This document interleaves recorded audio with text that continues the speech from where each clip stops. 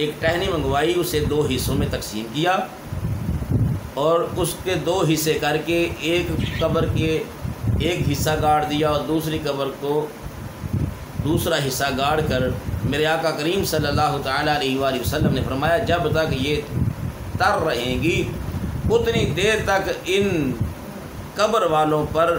عذاب کی تخفیف رہے گی، یعنی کمی ہو جائے گی اس کی برکت سے۔ حدیث شریف سے درج ذیل مسائل ثابت ہوتے ہیں۔ اگر کسی قبر پر کوئی تر ٹہنی رکھ دی جائے تو اس قبر والے کے عذاب میں تخفیف ہو جاتی ہے، جس کی حکمت یہ ہے کہ وہ تر شاخ اللہ تعالیٰ کی تسبیح پڑھتی ہے اور ذکر کرتی ہے، جس وجہ سے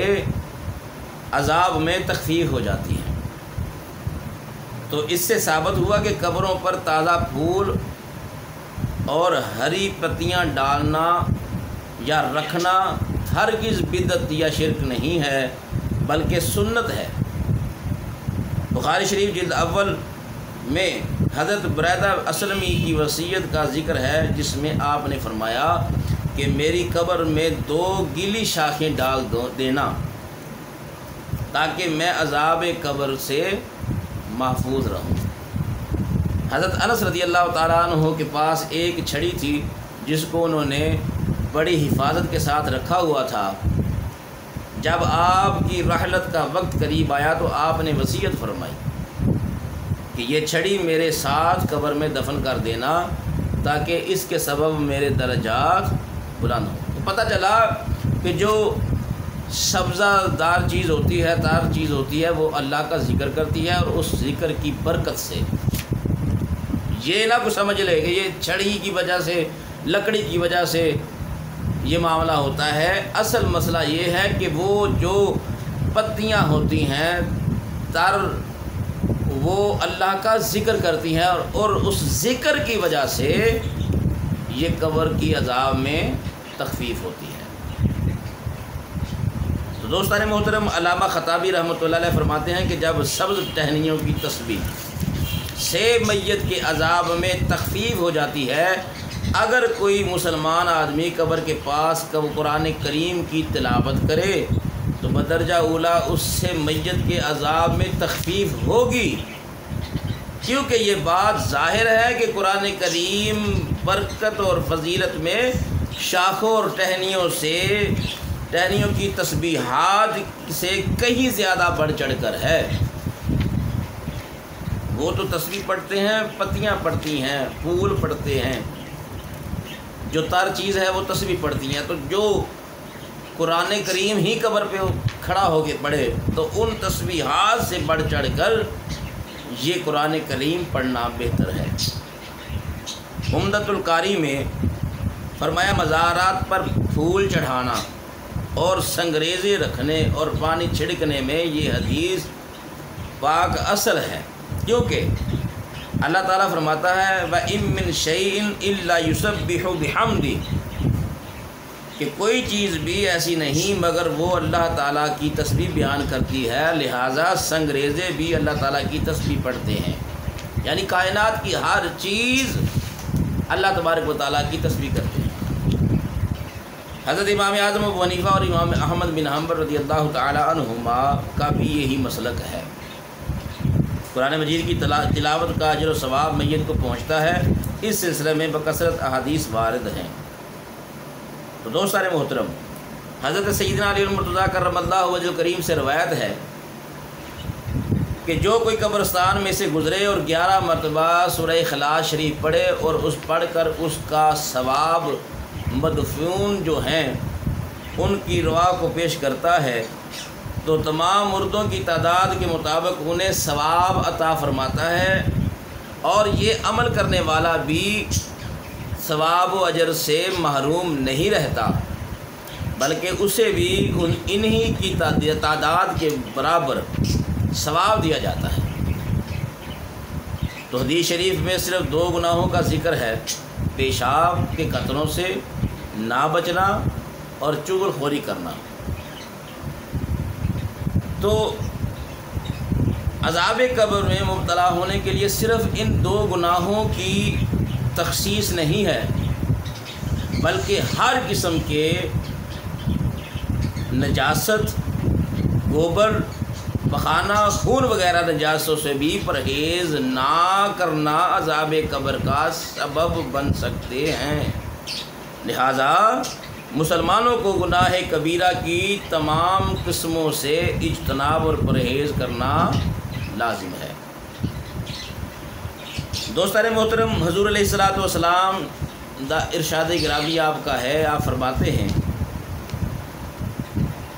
کلمتان خفیفتان علی اللسان ثقیلتان فی المیزان حبیبتان عند الرحمن سبحان اللہ و بحمدہ سبحان اللہ العظیم۔ یہ 2 مختصر کلمات ہیں جو زبان پر بہت ہی خفیف ہوتے ہیں، لیکن میزان پر یعنی ترازو میں بہت وزنی ہوتے ہیں۔ اللہ کو وہ محبوب ہیں اور وہ سبحان اللہ و بحمدہ سبحان اللہ العظیم ہیں۔ حضور علیہ السلام نے استنجا کرنے کا طریقہ بتاتے ہوئے وضاحت فرمائی کہ وہ اس کام کے لیے بایاں ہاتھ استعمال کیا کرتے تھے۔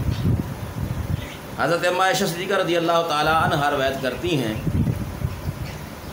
آپ فرماتی ہیں کہ رسول اللہ صلی اللہ علیہ وآلہ وسلم دایاں ہاتھ طہارت اور کھانے کے لیے استعمال فرماتے تھے، اور بایاں بیت الخلاء میں استنجا کرنے کے لیے استعمال کرتے تھے، اور ایسی چیزوں کے لیے جو طبع سلیم کو ناپسند ہوتی تھیں، مثلا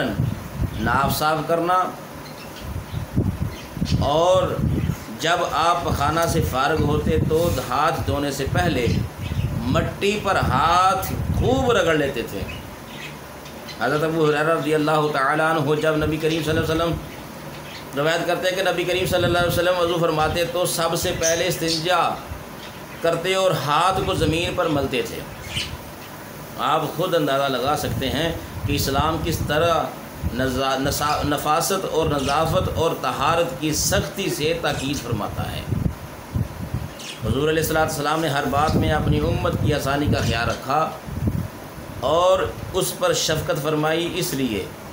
آپ ایسی چیز استعمال فرماتے تھے جس سے ہر امیر و غریب فائدہ اٹھا سکے۔ اگر آپ کوئی ایسی چیز استعمال فرماتے جو مہنگی اور نایاب ہوتی تو اس پر شاید کوئی امیر آدمی عمل کر لیتا، لیکن غریب لوگ تو محروم رہ جاتے۔ لیکن سرکار دو عالم صلی اللہ تعالیٰ علیہ وآلہ وسلم نے اس چیز کو اپنایا جو غریب بھی کر سکے، امیر بھی کر سکے۔ آپ رؤوف الرحیم ہیں، اسی لیے تو آپ اپنی امت کے ساتھ اتنا پیار فرماتے ہیں،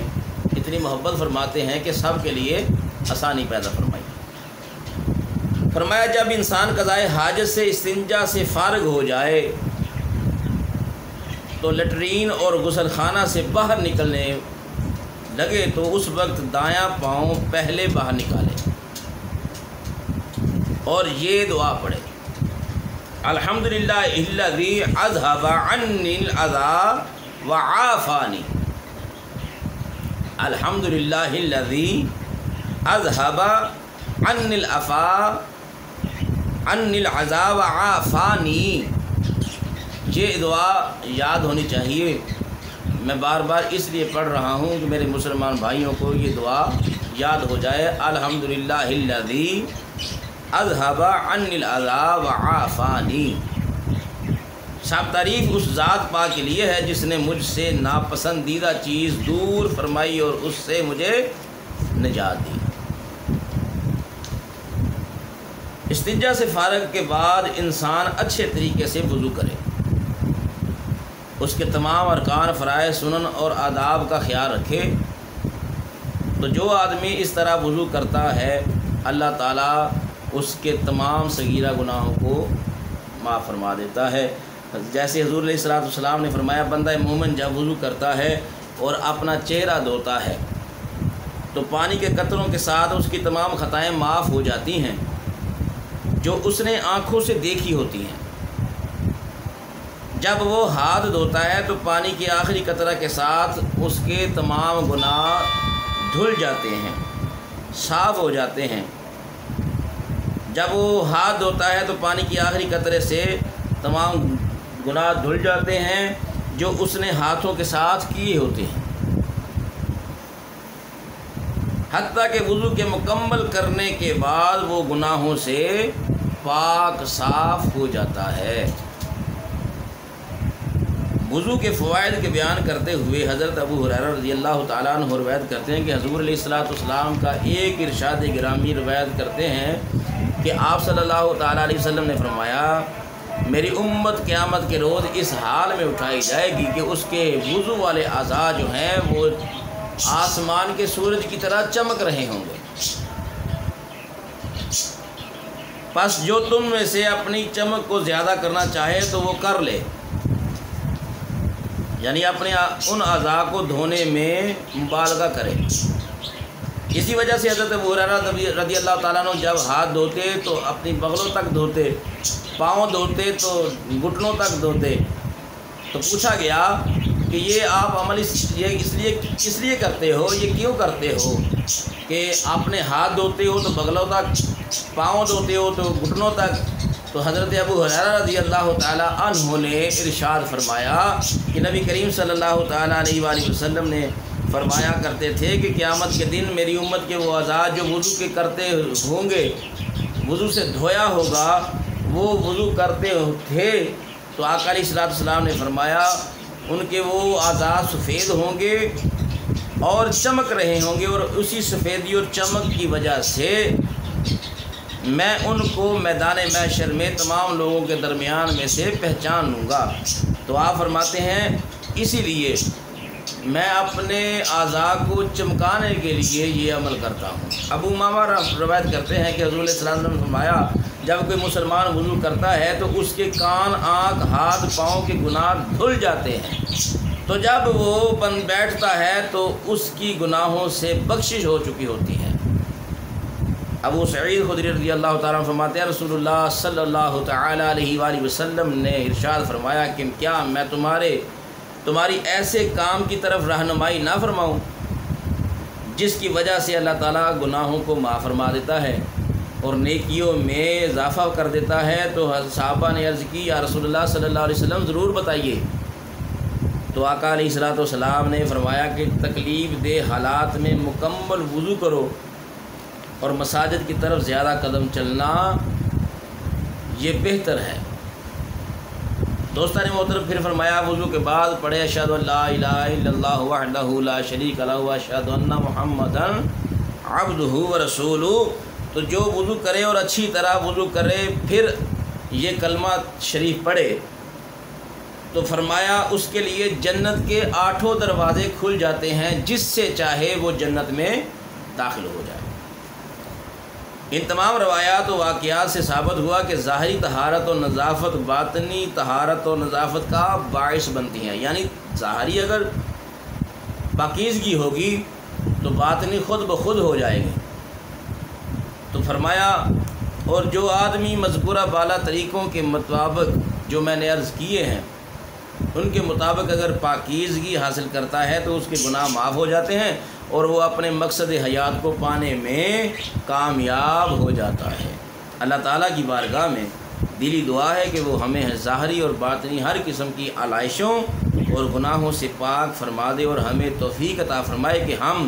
مذکورہ بالا احادیث کے مطابق عمل پیرا ہو سکیں۔ اللہ رب العزت ہم سب کو عمل کرنے کی توفیق عطا فرمائے۔ اللہم صلی وسلم علی سیدنا و نبینا و حبیبنا محمد وعلی آلہ و اصحابہ اجمعین وما توفیقی الا باللہ علیہ توکلت و الیہ انیب۔